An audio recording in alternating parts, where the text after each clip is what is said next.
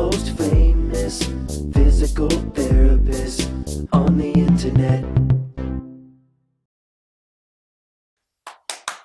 Hi, folks. I'm Bob Shaw, physical therapist. Brad Heineck, physical therapist. Together we are the most famous physical therapists on the internet. In our opinion, of course, Bob. Today we're going to talk about the top 10 things you should try with knee arthritis pain or not try. I'm going to throw a couple things on the end what you shouldn't try. Sure. By the way, if you're new to our channel, please take a second to subscribe to us. We provide videos on how to stay healthy, fit, pain-free, and we upload every day.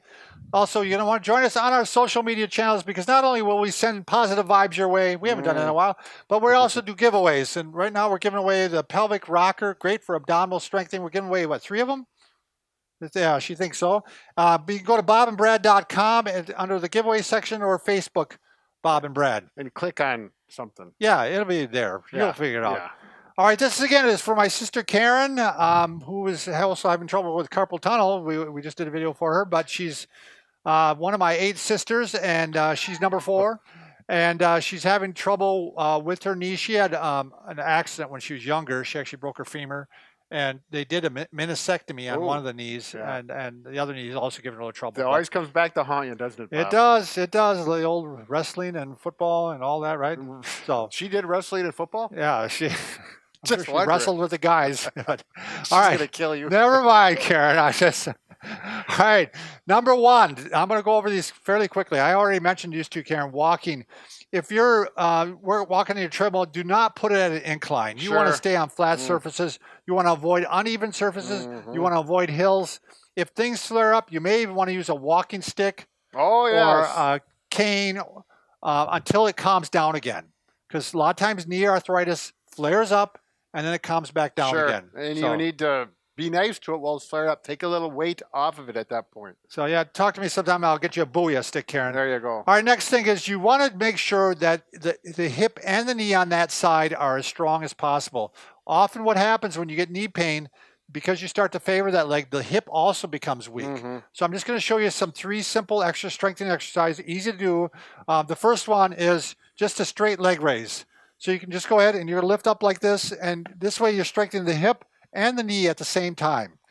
So should she do that in a seated position like that or laying down on her back? You could do it laying down on your back. I'm wondering if she couldn't even do it in a chair a little bit though, Brad. You know, while she's in her chair working, you know, I mean, but yeah, the ideal position is this way. Brad is correct. This is, you know, working on these. So we're going to do... Yep. And then you can go right into the next one, which I'll pretend it's this one now. You can lay onto your side and go and do a hip abduction. Right. Again, also working the knee a little bit. Right. But it's working that stabilizer on the hip, which affects the knee directly. Yeah. The more your hip is strong, generally the less stress is going to be on your knee too. Sure. And the last one is bridging. So this is going to get your glutes and your hamstrings, and you're just going to go ahead and lift up like this. Right. So you can do these in bed before you get out of bed in the morning. And I would recommend between 10 and 20 of each, depending on how it feels and what kind of shape you're in. Yeah, you can do a fair amount of those. I mean, I sometimes will do like 30 of them rip off just as a... and then you get to the point where you need to add weight and stuff like that. Next thing, Karen, I want you to check your motion of the knee. Because quite often what we'll find is if you compare a good knee to a bad knee, like you see how much it bends. And if you find out your bad knee doesn't bend as far, you need to regain that motion because what will happen is even if you gain back a little bit of the motion, that tends to knock the pain down. So for knee bending, let's say you find one is tight, really simple for you to do in your chair. You can just do pressure on, pressure off, pressure on, pressure off. Just stretch it every so often. And I just got to mention, yesterday, I literally had a patient, exact same situation, knee pain, and she was, 15 degrees tighter on the painful knee. She is doing this exercise, and I'm going to recheck her on Thursday, and we're going to see how things progress. Well, Karen, my wife, Linda, she had a knee episode like you did, and she actually was lacking some flexion, but she was also, can I have that other chair over here, Brad? Oh, yes. She was also lacking some straightening.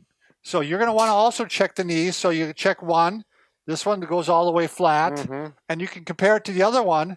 And you look at it, it might be just a slight difference. This one doesn't go it doesn't go all the way down. So what you'll want to do is every so often put it up on a chair or a stool and pressure on, pressure off. Sure. Pressure on, pressure off. Little variations of that is sometimes because my wife found this out. Her pain was on the inside. It helped if you turned your foot this way, out. Yep. And then pressure on, pressure off. If the pain is out here, you might even turn the foot in, pressure on, pressure off. You can do a good set of 10 of those. Right. You can do those every hour even until it kind of the pain starts to go down. If for some reason it flares it up, it probably meant you were pushing too hard. Then you're going to want to give it a break, you know, for a day or so and then get back at it, but not so hard. Yeah, generally it is something that feels good, and people are a little bit surprised just by doing that stretch how often it can knock the pain down. Sure. So next thing is pretty simple to understand. A heating pad works out pretty good. They don't really recommend using cold, even though there's some swelling in there sometimes, because it just heat and arthritis tend to go together a lot better than heating cold. You may try some oral NSAIDs. Karen used to work at a grocery or a pharmacy, so so she's familiar with ibuprofen. Yeah, so like ibuprofen. I mean, we're not doctors, but I would take it for a short period, of time at least to try to calm things down. And you always want to make sure you're taking it with food. Right. I mean, you always want to make sure you had a piece of bread or toast or something like that. Milk, right? I know. Milk, that's right. There you go. Chris the pharmacist. Chris the pharmacist, he always, that's a good basic thing. If things don't get better, I have no qualms about, and this is based upon studies, is doing a corticosteroid shot. Sure. I mean, and they have it now that you can only get so many a year, and because side effects. The side effects. Steroids are tough on your ligaments and stuff over time, so you really want to make sure that you don't go crazy on it. Oh, tie. The signal. The tie is off. There you go. All right, next one.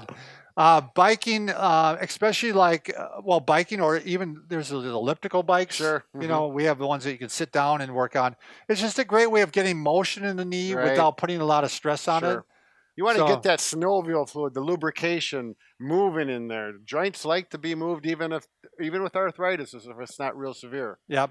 And number 10, you want to make sure, this is such an easy thing to do. You just buy a shock absorber, an insole for your shoe. It's just going to take some of the stress off the knee. This isn't going to make a world of difference, but everything helps. Yep, every little bit. And you want to make sure you're not wearing any heels. I mean, you don't want to wear high heels. That's going to be hard on your knees. What they call those pumps? Yeah, pumps. Is it pumps, Liz? I don't know. Liz said, it's good enough. Yeah, we're good. All right, so I do want to talk about a few things you shouldn't do.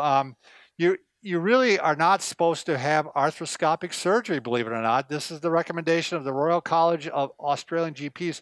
They put out a guideline for management of knee and hip osteoarthritis, and they said unless your knee is locking up, you shouldn't have arthroscopic surgery. So no debridement, no meniscectomy. So this is a big change from what they used to recommend. They found out it really just generally doesn't help in the long term. You're back to square one after a little while anyway. So the other thing is, Karen had asked me about this, but really they do not recommend the rooster comb shots. I think that and Brad and I were just talking about it. There's a lot of people that we see that get this. Right. Very low evidence that it helps out. Yeah, if the therapist sees them, it means it probably didn't help. Otherwise, they wouldn't be seeing the therapist. Right. So, it's also called viscosupplementation. Sure. But again, I'm just going by what the doctor. I mean, these guys look through all the studies that were out there, and these are smart guys as a group, and they, you know what I mean. But individually, they're not. No, but you know what I'm saying. I see what you're saying as a group. Just kidding. But you know what I'm saying, Brad, is that this was not just one person looking at studies. This was a group of scientists looking at overall study. Right. Yeah. So you thought I was going to take a long time. Look, I'm done already. Wow, this is good, Bob. So, only 8.54 seconds. Yeah, remember, we can fix just about anything except for a broken heart. Good luck, Karen, on that knee pain. Yeah, good luck.